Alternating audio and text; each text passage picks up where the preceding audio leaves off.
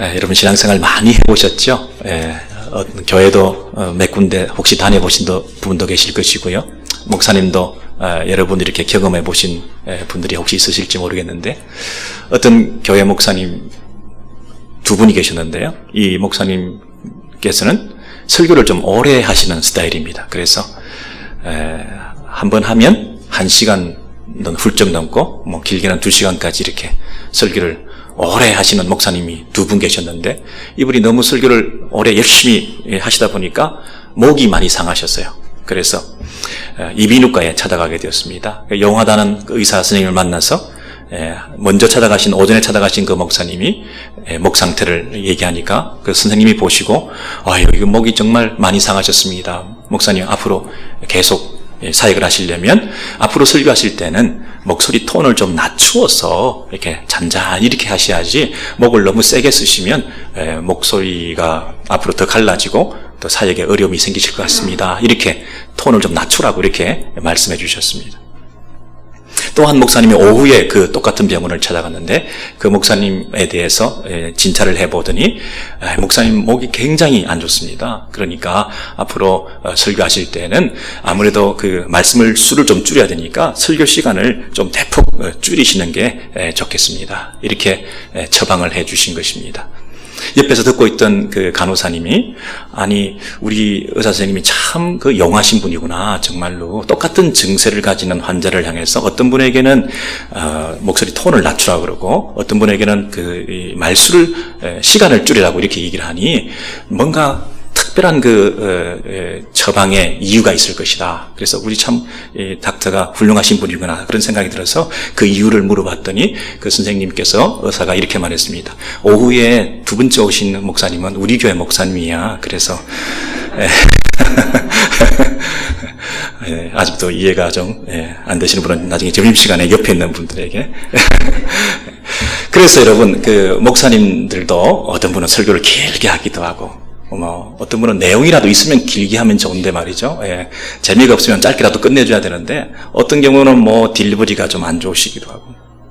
만약에 목사님이 청문회에 선다면 어떻게 되겠습니까? 목사님에 대해서 인격, 목사님의 설교, 목사님의 가정, 목사님의 비전, 이렇게 다 나누어가지고 이렇게 올려놓고 설교에 대해서만 한번 이렇게 청문회를 한다 그러면, 설교가 길다, 짧다, 내용이 있다, 내용도 없는데 과함만 지른다, 이런 저런 얘기를 하면서 얼마나 할 말이 많겠습니까? 완벽한 설교자가 어디 있겠으며 완벽한 사역자, 목회자가 어디 있겠습니까? 선교사님을 청문회 한번 세워가지고 사역이 어떻습니까?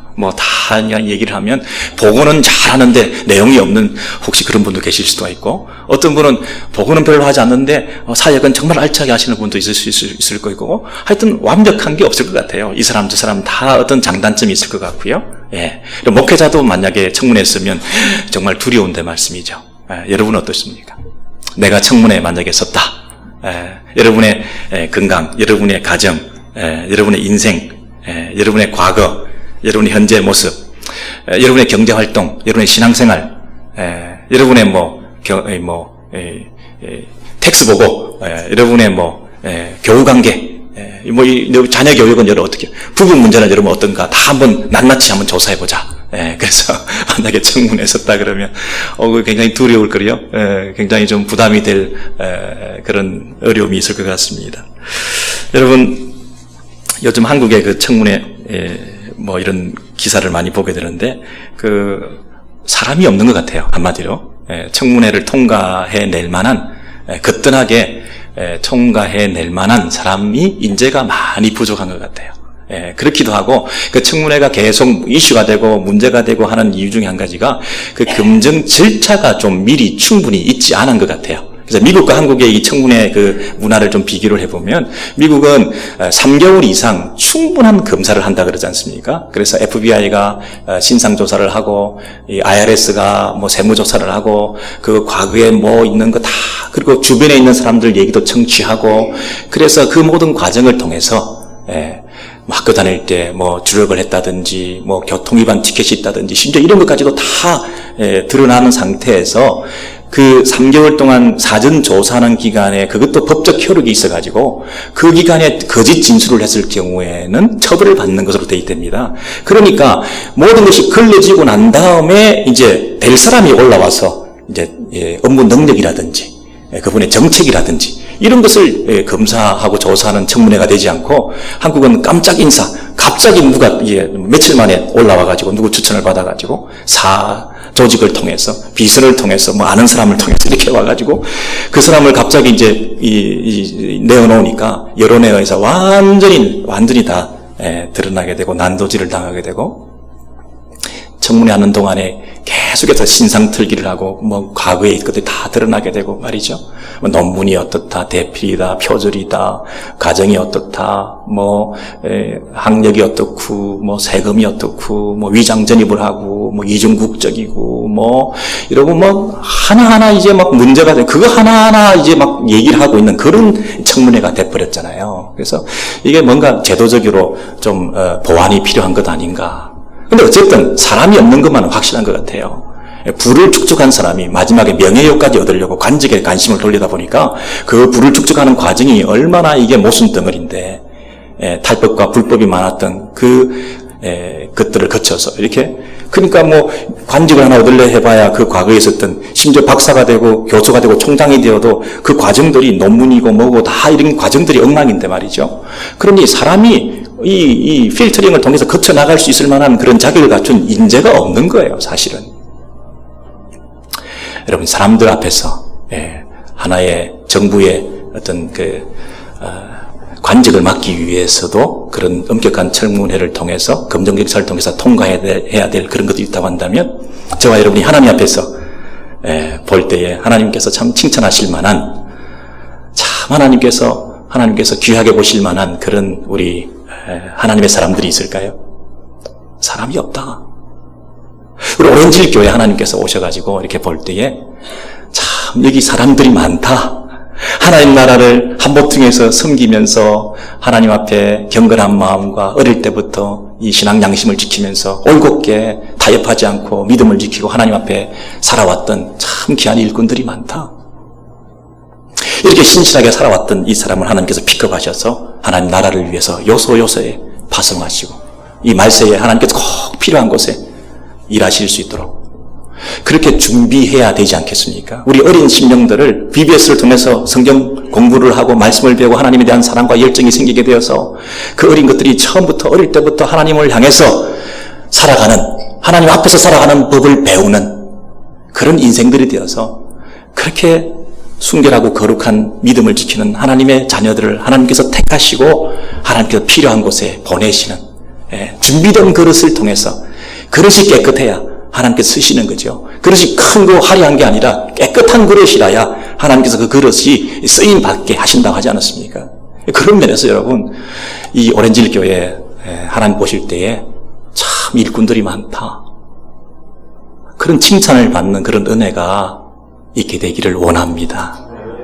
우리 자녀들이 그렇게 되기를 원합니다. 마지막 가가지고 성공하고 돈도 벌고 빌딩도 사고 교수도 되고 뭐 다 했는데 나중에 여러분 그런 어려움이 있으면 어떡합니까? 교육부 수장이 될 사람이 뭐라고 얘기했습니까? 한국의 경우를 자꾸 얘기해서 죄송합니다만은 뭐라고 했습니까? 다 발가벗겨서 내동댕이 치는구나. 가만히 있는 사람 불러다가 다 발가벗겨 가지고 내버리는구나. 이거 얼마나 이게 부끄러운 일입니까? 우리들과 우리 자녀들이 그런 일은 당하지 말아야 되지 않습니까? 자, 그래서 하나님의 청문회를 통과하기 위해서 제가 몇 가지 팁을 드릴 텐데요. 하나님께서 뭘 문제시하나, 하나님께서 문제 삼는 게 뭔가 하는 그 조항들을 미리 몇 가지 우리가 문제를 이렇게 미리 알면 거기에 비춰서 잘 준비할 거 아닙니까? 잘 준비해서 나중에 청문회 했을 때 하나님 앞에서 이런 부분에 있어서 흠이 없는 그런 사람으로 칭찬받을 거 아닙니까? 그래서 제가 오늘 본문 속에 그 요엘서 3장 2절 이하에 있는 말씀을 통해서 한 두세 가지 말씀드리고자 합니다. 내가 만국을 모아들이고 여호와사밧 골짜기에 내려가서 내 백성 곧 내 기업인 이스라엘을 위하여 거기에서 그들을 심문하리니 어떤 번역에는 국문할인이 되어 있는데요. 신문할인이 심판하시는데 하나님께서 다 보신다는 거죠.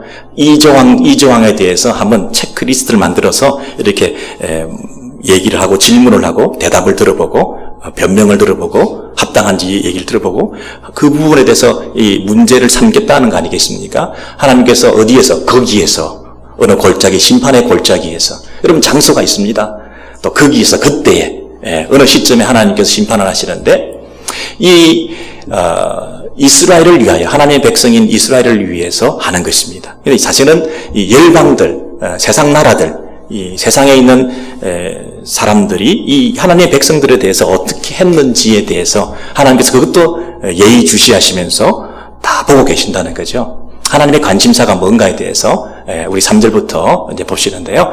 첫 번째로 3장 3절에 또 제비 뽑아 그 세상 백성들이 세상 열방에 있는 사람들이 이 하나님 나라의 백성들을 어떻게 다루었는가에 대해서 이렇게 말합니다. 그 하나님 나라 백성 내 백성을 끌고 가서 제비 뽑았다. 제비 뽑아서 내 백성을 끌고 가서 소년을 기생과 바꾸고 소녀를 술과 바꾸어 마셨다. 이렇게 얘기를 하고 있습니다. 여러분 인격 모독이죠. 인격 살인이죠. 이 인간이 창조주 하나님으로부터 지원받은 하나님의 형상대로 지원받은 이 고귀한 존재인데 이것을 물건화, 상품화하면서 이 자기가 술 마시고는 자기가 포로로 잡아온 그 소녀를 자기가 어떤 유흥가에서 놀고는 그 다음에 그 값으로 이 아이를 지불했다는 거예요. 정복자가 피정복자에게서부터 노획한 이 전리품을 가지고 자기 마음대로 썼다는 거예요. 그것이 아이든 사람이든 인권을 가진 존재든 그런 것과 상관없이 내가 승리해서 내가 가진 물건들을 가지고 와서 내 욕심을 채우는 데에 쓰고 매매한 물물교환으로 줬다. 뭐가 잘못이냐? 제비를 뽑았다. 쓸만한 물건을 서로 가지려고 하니까 저 물건은 내가 가져야 되겠다.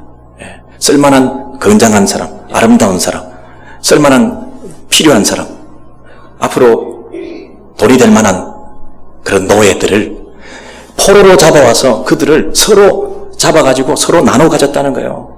내가 원하는 사람 내가 가져간다는 거죠. 여러분 제비를 뽑았다. 여러분 인격 살인이죠. 여러분 생각을 해보세요. 나를 놔두고 나를 서로 가지기 위해서 자기들이 제비를 뽑는다. 예수님께서 그거 당하신 적 있죠. 십자가에서 자신의 옷을 죽었다 가정하고 옷을 벗겨가지고 서로 가지려고 했던 군병들의 그 모습을 여러분 기억나시나요? 그런 인격적인 모독.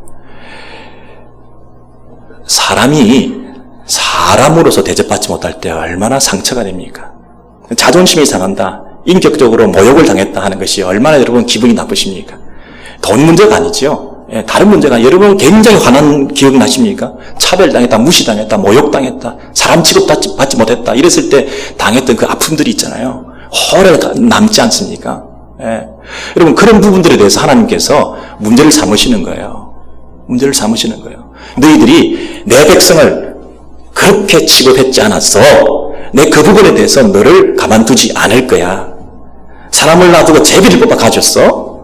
네가 술을 먹고 술값을 내 백성 소년을 대신 지불했다고? 그 아이의 마음, 그 아이의 상처 네가 기억한 적 있어? 내 그 부분에 대해서 내가 다룰 거야. 하나님께서 심판하실 때에, 국문하실 때에 그 부분에 대해서 지금 네가 이렇게 했잖아. 이렇게 말씀하시는 거예요. 변명이 통하겠습니까? 관행입니다. 관행이죠.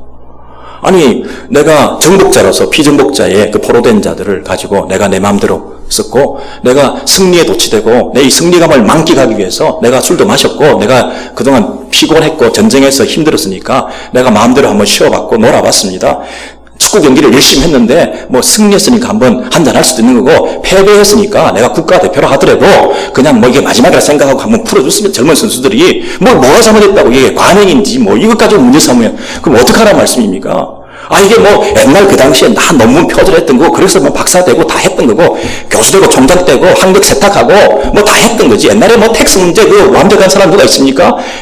아무도 그런 사람 없죠. 옛날에 다 했던 것이고 뭐 옛날에 뭐 부동산 투기하고 돈 벌고 하기 위해서 뭐 나는 모르는 일이고 우리 처가 했던 일이고 나는 상관없는 일이고 나는 뭐 몰라요. 옛날에 다 관행처럼 했던 일인데 지금 와서 그 문제 삼으면 어떡합니까?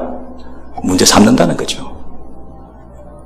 네가 정복자로서 비정복자의 그 아이들을 상처 줬냐, 인격 살인했냐, 모욕했냐, 네 욕심 채우고 네 편하게 살고 네가 즐기기 위해서 그 대가로 지불했던 그 아이들의 마음을 상처를 네가 아냐.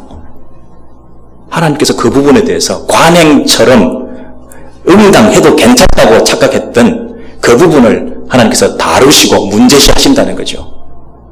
이것이 청문회에 설 때에 하나님께서 보시는 첫 번째 조항입니다. 여러분, 우리가 대인관계 속에서나 또 우리 일상생활 속에서 전통처럼 관례처럼 굳어 있어서 뭐 어쩔 수 없다, 이 정도는 뭐 내가 해도 괜찮겠다 하고 있는 그런 부분들 중에 상대방의 마음을 아프게 한다든지 인격적으로 조롱한다든지 무시당하는 느낌을 가지게 한다든지 그런 일이 있을 때 그게 남편과 아내 사이도 괜찮고요, 부모와 자식 사이도 괜찮고요, 우리 형제들 간의 관계도 괜찮고요, 여러분의 커스터머를 상대로 해서도 그렇고요. 여러분 한번 생각해 보십시오. 여러분의 지금 현재 어떤 영적 수준이 어디에 있는지. 사람들은 뭐 여러분을 괜찮다고 생각하시겠죠. 그만하면 괜찮은 사람이 생각하시겠죠. 그러나 하나님 앞에서 보실 때에, 하나님께서 여러분을 보실 때에 관행처럼 굳어 있어서 습관처럼 전통이다, 루틴이다, 뭐 이거는 뭐 어쩔 수 없는 커스텀이다, 트래디션이다, 그렇게 말할 수 있을지 모르지만, 그러나 하나님께서 보실 때에 아니야 라고 하시는 부분은 없으신가요? 두 번째, 요엘서 3장 4절 이하에 보시면 두로와 시돈 얘기가 나오는데요. 두로와 시돈과 블레셋 사방아, 너희가 나와 무슨 상관이 있느냐.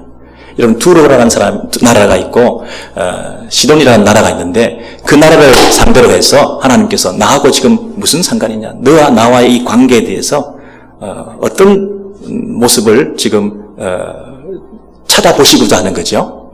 그러면서 이 두로와 시돈에게 이렇게 말합니다.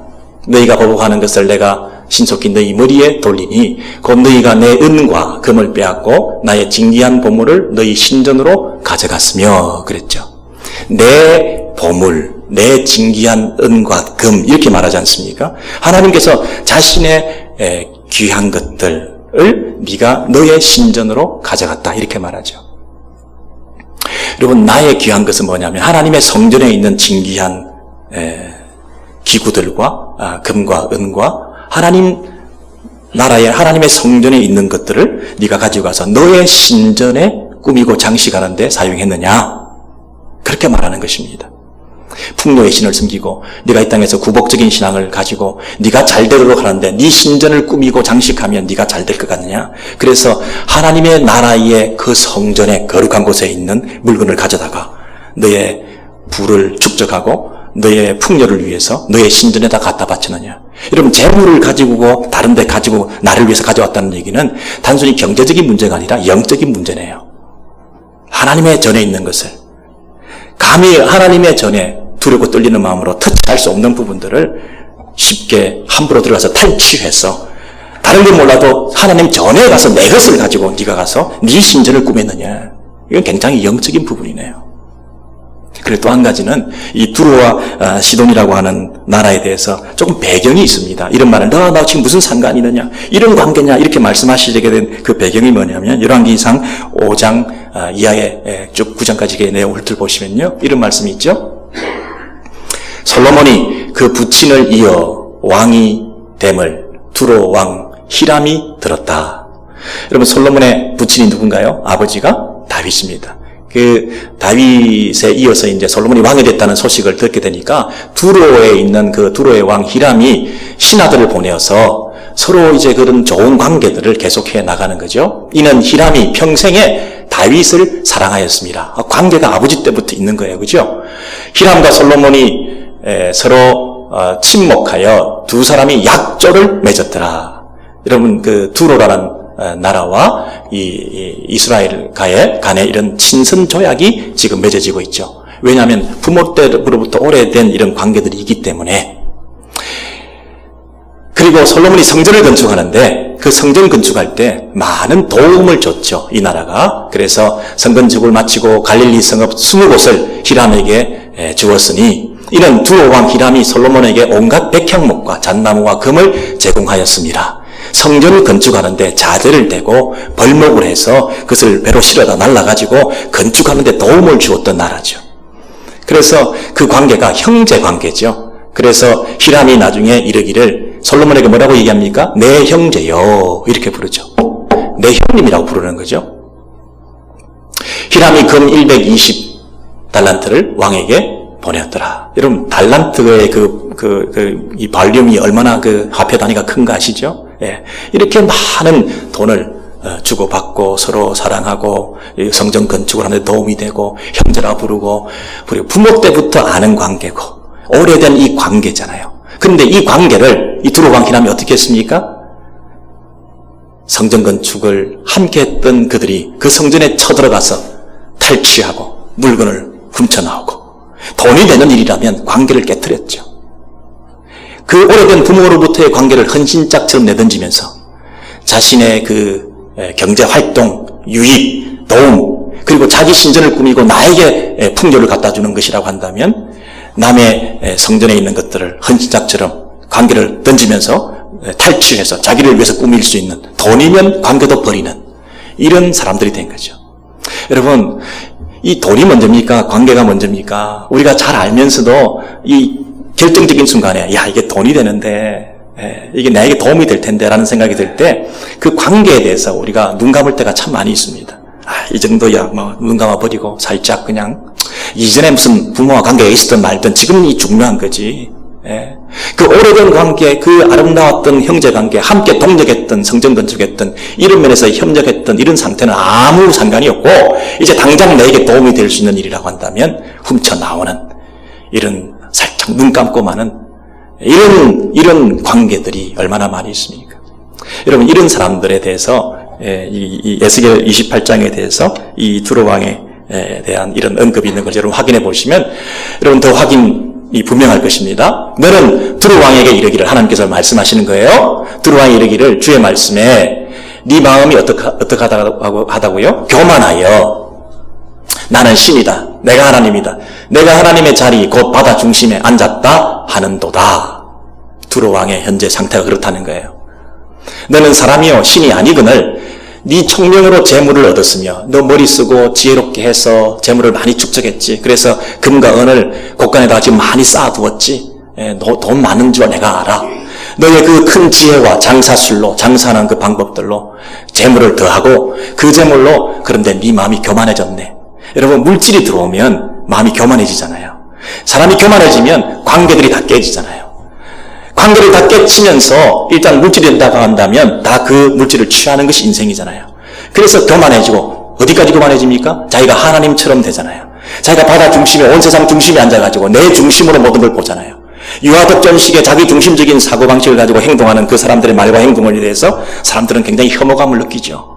그러나 자기만 모르고 그 왕행세를 계속하는 것이 인생이죠. 그 교만한 인생을 하나님께서 내버려 두신다고요? 너 그 잘난 지혜를 내가 치겠다는 거죠. 너 그 장사술 가지고, 너 가지고 있는 그 처세술 가지고 이 땅에서 돈이 된다면 관계까지 해치는 너와 나의 지금 관계는 어떠한지 한번 해볼래? 들어와, 시도나. 너와 나하고 무슨 상관이 지금 있냐? 네가 하나님의 성전에 가서 내 것을 도둑질 해왔다고? 나하고 한번 관계를 한번 맺어볼래? 나하고 한번 계산해볼래? 청문회에 세워가지고 하나님께 지금 말씀하시는 거죠. 너의 지혜 아름다운 것을 치며 너로 바다 중심에서 죽게 할지라. 네가 중심에서 자리 잡고 있던 바로 그 중심이 너의 죽음의 자리가 될 거다. 성공했다고 생각하고 손을 올리며 내가 하나님이라고 선포하는 그 자리에서 네가 꼬꾸라지게 될 것이다. 여러분 지금 우리의 삶 가운데서 먹고 살기 힘들다 보니까 돈이 된다 그러면 그게 진리죠. 참 이 가장으로서 이 어깨가 무겁잖아요. 이 자녀들을 그래도 번듯하게 살게 해줘야 되고 배우자를 고생시키지 말아야 되고. 그래서 뭐 있습니까? 결국 목구멍이 보도춘이고요. 그냥 일단은 호구지책으로 할 수 없는 일도 다 해야 되는 것이고요. 이민생활 가운데 일단 당장 만불이 우리가 살아가야 되는데 어떻게 우리가 덥석덥석 다른 것을 물 수밖에 없는 돈이 된다면. 근데 하나님께서 네가 돈을 위해서 관계를 어떻게 했느냐. 하나님께서 지금 네가 돈이 얼마나 있느냐, 곳간에 얼마나 저축해놨느냐, 네가 안전이 얼마나 보장됐느냐, 너 미래가 얼마나 확실하냐, 이 돈에 의한 안정감에 대해서 근거하고 살아가는 네 삶이냐. 물질이 없다 할지라도 네가 관계를 끝까지 지켰느냐. 하나님 그걸 보신다는 거 아니에요. 너와 나의 관계가 문제돼. 네가 이스라엘과 이 두로와 관계가 지금 문제가 된 것은 결국 나하고 관계인데, 너와 나의 관계 지금 두로 왕, 너 나하고 관계가 지금 어떻게 돼? 무슨 상관이냐? 사람과의 관계를 깨뜨리게 될 때 결국은 그것은 하나님과의 관계가 멀어지고 있다는 증거 아닙니까? 내가 왕이 되고 내가 교만하니까 사람과의 관계가 깨지는 것이고, 내가 왕이 된다는 얘기는 하나님을 왕으로 섬기지 않는다는 얘기이기 때문에 바로 이 모든 관계의 문제가 하나님께서 보실 때에 심판하실 만한 근거가 된다는 거죠. 여러분, 바보 소리 들어도 손해를 본다 하더라도 그 관계를 지켜나가느냐, 불이익을 당할 뿐 아니라 정말 바보 소리를 듣는다 하더라도 그 관계를 지켜나갈 것인가, 이거 굉장히 중요한 청문회의 이슈가 된다는 거예요. 여러분 지금 하나님 앞에 서서 여러분의 관계를 한번 점검해 보시기 바랍니다. 내가 조금 도움이 된다고, 내게 유익하다고 헌신짝처럼 내던진 관계는 어디에 있는가? 여러분께서 이게 도움도 안 되지만, 내가 손해를 보겠지만 그래도 내 관계를 지키기 위해서 내가 포기했던 부분은 어떤 부분들이 있었는가? 그 부분을 하나님 보신다니까요. 겉으로 볼 때는 사람들은 야, 정말 물질을 많이 쌓아놓은 걸 보니까 성공했구나, 이렇게 사람들로부터는 좋은 평판을 받을지 모르지만, 하나님 보실 때에 너 그 관계, 그들과의 관계가 그렇게 됐고, 너희와 이웃의 그 관계를 보면 나와의 관계를 알겠다. 네가 교만했네. 그렇게 말씀하시는 거잖아요. 남편과 아내의 사이도 마찬가지입니다. 더 겸손하셔야 됩니다. 내가 왕노릇 하려고 하시면 안 됩니다. 배우자를 굴종시키려고 해서는 안 됩니다. 그 가정에 하나님이 왕으로 군림하시지 아니하시니까, 하나님 왕으로 대접하지 않으니까 서로 왕노릇 하는 거 아닙니까? 왜 갈등이 생깁니까? 왜 분쟁이 생깁니까? 왜 다툼이 생깁니까? 그곳에 왕이 좌정해 계시지 않고, 그 왕이, 우리 하나님이 참 왕으로서 합당한 섬김과 예배를 받지 못하기 때문에 서로 왕노릇하는 분쟁이 생기는 거 아니겠습니까? 하나님 없는 이 세상이 만인에 대한 만인의 투쟁이 생기는 이유가 어디에 있습니까? 인류 역사 이래로 계속 다툼과 갈등이 생기는 이유가 어디에 있습니까? 다 왕노릇하는 거 아닙니까? 여러분, 세 번째로 이 요엘서 3장 6절에 보시면 하나님께서 이 세 번째 문제를 삼겠다 하신 것이 있으신데, 그것이 이것입니다. 또 유다 자손과 예루살렘 자손들을 헬라 족속에게 팔아서 그들의 영토에서 멀리 떠나게 하였음이니라. 돈이 된다면 인신매매도 좋고 노예 악덕 상해도 좋고, 그래서 다 포로들을 팔아서 넘겼는데, 근데 팔아 넘길 때 어떻게 했느냐 하면 그들의 영토에서 멀리 떠나게 했다는 거예요. 이스라엘 백성들을 가나안 땅에서 포로로 잡아가지고 그 땅에서 포로 생활을 하게 하고, 그곳에서 노예로 부려먹고, 근처에 있는 다른 나라에서 데리고 작은 나라, 자기 나라 와서 포로 생활하게 하는 정도가 아니라 멀리 어디까지? 헬라 족속에게 팔아서 이 가나안 땅에서, 자기 고향 땅에서 멀리 떠나보냈다는 거예요. 하나님께서 이 부분을 문제 삼겠다는 거예요. 네가 그 멀리 떠나보낸 의도가 있잖아. 여러분, 헬라라가 나라는 대륙이 다른 나라죠. 아시아하고 다르게 유럽인데요. 이 나라들은 헬라에 갔다 그러면 이거는 죽은 거잖아요.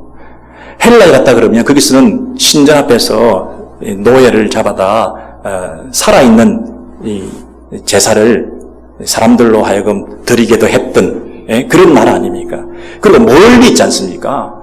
돌아올 수 없는, 요즘처럼 교통이 발달한 게 아니니까 헬라에 팔려갔다 그러면 돌아오지 못한다는 얘기 아닙니까? 돌아오지 못한다는 얘기는 희망을 짓밟았다는 거 아닙니까? 가나안 땅에 두었을 때는 뭐 희년이 되었다든지 다시 한번 복권이 된다든지 노예 상태에서 회복될 수 있는 기회가 있다든지 아니면 가까운 곳에 있으면 고향 땅이라도 마지막으로 한번 가볼 수 있는 그런 찬스가 있는 그림을 가지고 그 꿈을 가지고 살아갈 수 있는 그 노예 신분의 그 계층의 하급민이긴 하지만 희망은 짓밟을 수 없는 거 아니겠습니까? 가까이 있다면 가볼 수 있는 자리가 바로 지근에 있기 때문에 뭔가 그곳을 향해서 그림을 가지고 바라볼 수 있는 거 아니겠습니까? 멀리 팔아넘겼다는 얘기는 그 희망을 짓밟았다는 거죠. 왜? 나중에 골치 아플까봐. 다시 돌아와가지고 나 노예 생활했고 내가 팔려갔고 강제징용 당했고 내가 정신대 끌려갔고 그러니 이거 피해보상 청구하고 이러면 골치 아프니까 멀리 보내버린 거죠. 그냥 죽여버린 거죠. 그냥 여기서 돈을 지불해서 팔아서 넘겨서 내가 돈 챙기고 이것으로 끝나서 가서 죽었든지 살든지 그건 내가 상관없고 멀리 떠나 보내버린 거죠. 가까이 있으면 문제가 생기잖아요. 하나님께서 그 부분에 대해서 다루신다는 거예요. 너의 판단, 너의 행동, 너의 처신, 너의 결정, 그 속에 담겨있는 그 의도가 뭐였냐예요. 멀리 여행 보내주고 멀리 떠나보내가지고 좋게 구경 많이 하라고 그렇게 보냈다고 여러분이 핑계댈지 모르지만 그 멀리 떠나보낸 의도가 있잖아요. 사람들은 다 속겠죠. 여러분이 겉으로 화려하게 명분을 내세우고 그럴싸하게 포장하면 사람들은 속겠죠. 자발적으로 자기가 즐기기 위해서 자원해서 군대에 끌려가서 징용해서 이 나라를 위해서 싸웠다. 우리가 보낸 적 없다. 우리가 가라고 한 적 없다. 자기들이 따라갔다. 여러분 그렇게 문서를 꾸미고 역사를 왜곡하고 얼마든지 그렇게 만들어서 이제 확실하게 해놨다고 자기는 생각할지 모르지만 다시는 문제가 생기지 않도록 원천 봉쇄하고 완전 범죄를 해서 이게 문제가 골치 아픈 일이 생기지 않도록 긁어부스럼이 안 되도록 확실히 해놨다고 생각할지 모르지만 그 하나님은 다 보신다는 거죠. 네가 멀리 떠나보낸 의도를 안다는 거죠. 역사 왜곡의 그 의미를 안다는 거죠. 여러분께서 하나님께서 살아계심을 여러분 믿으십니까? 그리고 그 하나님께서 심판자이신 걸 믿으십니까? 하나님께서 공평한 심판자인 걸 믿으십니까? 역사의 주니시고 심판자이시고 마지막 날에 심판하실 그분께서 여러분의 그 의도까지도 여러분 이라크 전쟁이 발발하고 미국이 군비를 확산시키고 일제시대가 우리의 고통이 한국민들에게 있었고 코스보와 북한과 각처에서 일어나고 있는 여러 가지 전쟁들 속에서 일어나고 있는 그 부조리와 이해되지 않음과 공평하지 않음과 억울함과 그 한스러움과 이름 없이 죽어가는 그 많은 여인들과 상처당하고 고통당했던 그 많은 우리 젊은 청년들을 생각할 때 멀리 떠나보내버리고 이름도 없는 곳에 가서 혼자서 죽어버리고 이름도 없고 어떤 사람은 보상도 받고 연금도 받는데 우리 아이는 이름도 없고 아무 기록도 남아있지 않아서 아무것도 받을 수 없는 그런 억울함 이런 것들에 대해서 하나님께서 다 아실까요? 우리 한국 사람들이 잘못하고 어디 가서 전쟁에 참전해가지고 저질렀던 그런 만행들과 필요 없는 지나친 그런 자기 욕심채운 일들이 과연 하나님 앞에서 떳떳할까요? 관행이었습니다. 관행이었습니다. 의뢰이 그래 전쟁터에서 그렇게 하는 겁니다. 관계와 상관없이 돈이 된다면 일단 이 시대에는 이런 관계 정도는 헌신하자 내던질 수 있습니다. 관계에 연연해가지고 있다가 다 굶어 죽으면 어떡합니까? 관련되지 않기 위해서는 확실히 잘라놔야죠. 연루되면 곤란하잖아요. 나중에 돌아와가지고 나하고 관련이 있게 되면 나하고 상관없는 일입니다. 나는 전혀 상관이 없습니다. 나는 알지도 못합니다. 그 사람들. 나는 기억도 안 납니다. 본 적도 없고 만난 적도 없습니다. 이렇게 발뺌하고 오리발을 내밀어야지 역사적으로도 확실히 해놔야지 나중에 이거 골치 아프면 어떡합니까? 그러나 하나님은 아신다는 거죠. 관련되지 않습니다. 관계 무시합니다. 관행입니다. 관행. 이렇게 내세워서 여러분이 아무리 변명해도 하나님께서 청문회에서요. 그게 제일 중요한 조항이라니까요. 그 부분 보시겠다는 거니까요. 겉으로 드러나는 모습이 아니죠. 여러분, 우리 스가랴서에서 지난번에 확인해서 이 말씀 본 적이 있습니다. 스가랴서 1장 14절의 이하에 이렇게 보시면, 내가 시온을 위하여 크게 질투하며 자기 백성을 위해서 질투해서 사랑하는 마음으로 열방을 향해서 이렇게 말합니다. 안일한 열국을 심히 진노하나니. 안일한 생각을 하는 사람들이 있어요. 쉽게 생각하는 사람들이 있어요. 이 세상 열방 사람들이 쉽게 생각하고 안일하게 생각하고 심각하게 생각 안 해가지고 행한 그런 일들에 대해서 하나님께서 심히 진노하신다고 그랬어요. 나는 조금만 노하였거늘 그들은 힘을 내어 고난을 더하였습니다.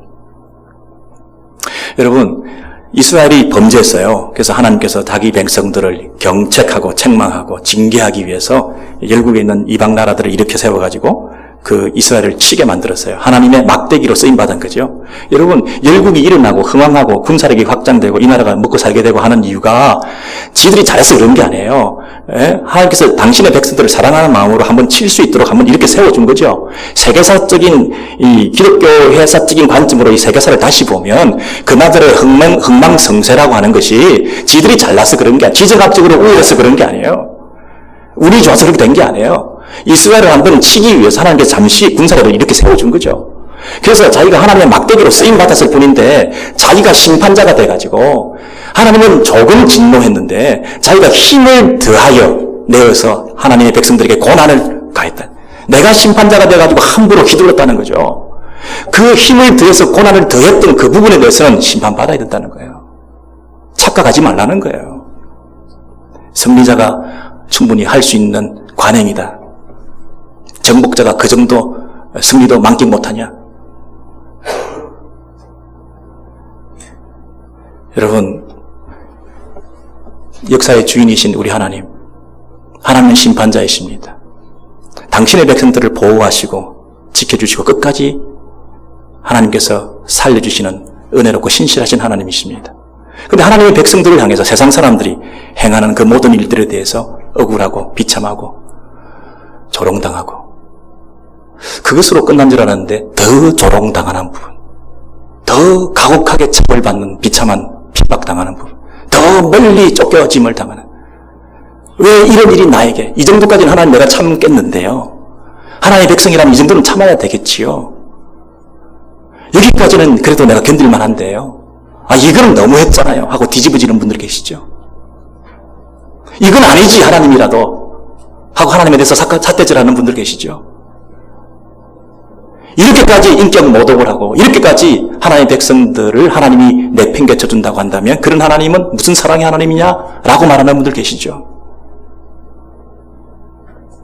하나님께서 그 부분을 보신다는 거예요. 세상은 지금도 우리를 향해서 관행이다 하고 우리를 짓밟죠. 세상은 지금도 우리를 향해서 관계는 내던지고 우리를 향해서 그저 착취의 대상으로 삼죠. 세상은 지금도 우리를 향해서 확실한 선을 그어놓고 관련 없다 하고 이렇게 해서 매정하게 찬바람이 쌩쌩 나고 정말 참 너와 나의 관계가 이 정도였던가 하는 그런 상처를 받을 때가 있죠. 그러나 여러분, 그 부분을 하나님께서 다 아시고 그들에 대한 심판을 하나님께서 앞으로 우리를 위해서 해주신다는 거예요. 그럼 그분 앞에서 살아가는 우리들은, 성도들은 우리는 어떻게 삽니까?